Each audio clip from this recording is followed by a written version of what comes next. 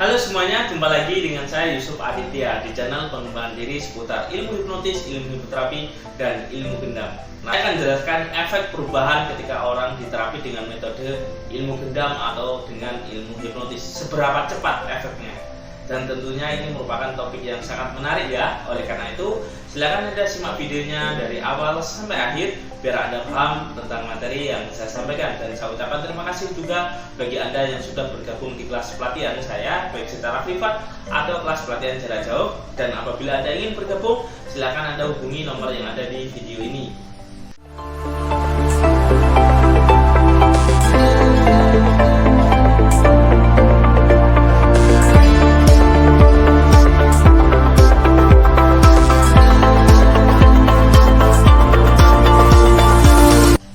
Assalamualaikum warahmatullahi wabarakatuh. Saya Yusuf Aditya, founder dari Padepokan Ilmu Hipnotis. Nah, banyak orang bertanya kepada saya, Mas, seberapa cepat efek perubahan ketika orang itu digendam, diterapi dengan metode ilmu hipnotis atau dengan metode ilmu hipnoterapi. Nah, ini banyak ya belum mengetahui tentang efek perubahannya. Nah, efek perubahan ketika orang yang sudah dihipnoterapi atau digendam dengan metode hipnotis energi atau gendam terapi. Nah, efek perubahan yang pertama itu seperti ini ya. Jadi ada yang perubahannya itu instan. Nah, instan ini ketika selesai digendam atau selesai diterapi atau dihipnoterapi, dia langsung merasakan perubahan nyata di dalam dirinya. Jadi langsung instan. Itu biasanya untuk kasus-kasus yang ringan ya. Jadi setiap orang itu juga berbeda-beda kondisinya. Jadi ketika dihipnoterapi atau digendam dengan metode terapi gendam, nah dia langsung ada efek perubahan langsung.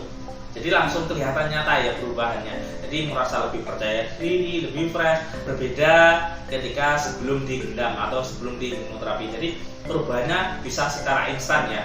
Itu apabila mengikuti pola yang pertama. Pola yang kedua itu perubahannya dia bertahap ya. Jadi apabila orang diterapi atau dengan metode ilmu gendam atau hipnoterapi, dia perubahannya sedikit demi sedikit. Jadi pelan dia merasa perubahan sangat nyata. Biasanya sesi kedua atau sesi ketiga baru dia merasa benar-benar plong permasalahannya. Jadi memang ada orang itu diterapi dia bertahap. Jadi setiap orang kondisinya juga berbeda-beda. Ini dipengaruhi oleh kesadarannya masing-masing ya. Tergantung dari kejiwaan, psikisnya, pola pikirnya itu sangat menentukan ketika orang diterapi dengan metode hipnotis energi atau dengan metode ilmu gendam, bahkan juga diterapi dengan hipnoterapi secara modern. Jadi perubahannya bertahap. Jadi hari ini misal diterapi dia perubahannya sekitar 25%, besoknya naik lagi 50%, besoknya lagi naik 75%, naik lagi sampai 100%. Jadi setiap orang itu beda-beda. Kalau yang pola pertama itu langsung kelihatan perubahannya, ada yang dia perubahannya dia bertahap. Nah, apapun perubahannya ini wajib kita syukuri ya atau kita apresiasi. Jadi ketika kita sudah berhasil menerapi ada sedikit perubahan, nah ini wajib syukuri. Seperti itu.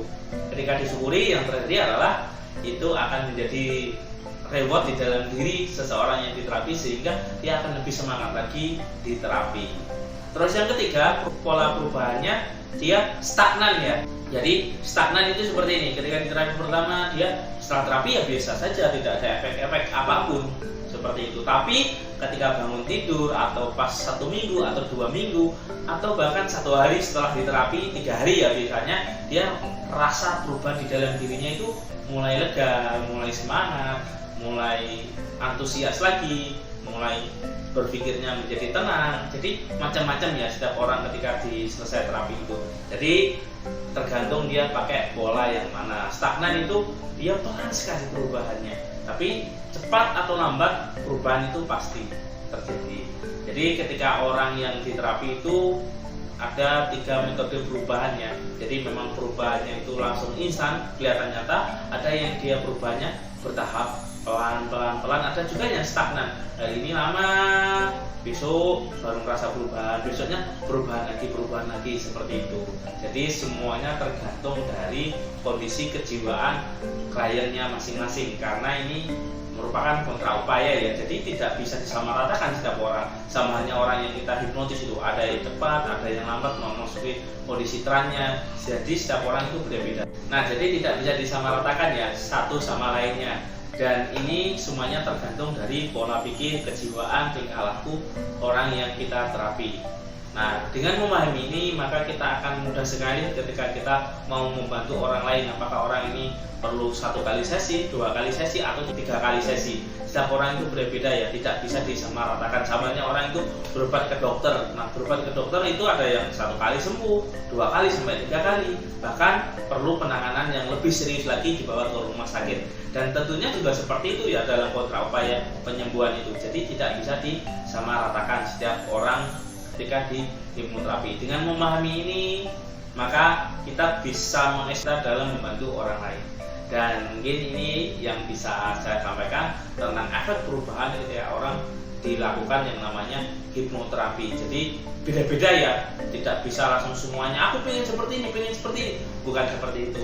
Karena setiap orang itu ada polanya masing-masing tergantung dari kejiwaannya. Dan semua ini yang mengetahui adalah si penghipnotis ya, atau seorang hipnoterapis yang sudah mempelajari keilmuannya. Ketika memahami itu, maka ini biasanya disampaikan ke kliennya, apakah perlu 1 kali sesi, 2 kali, atau 3 kali.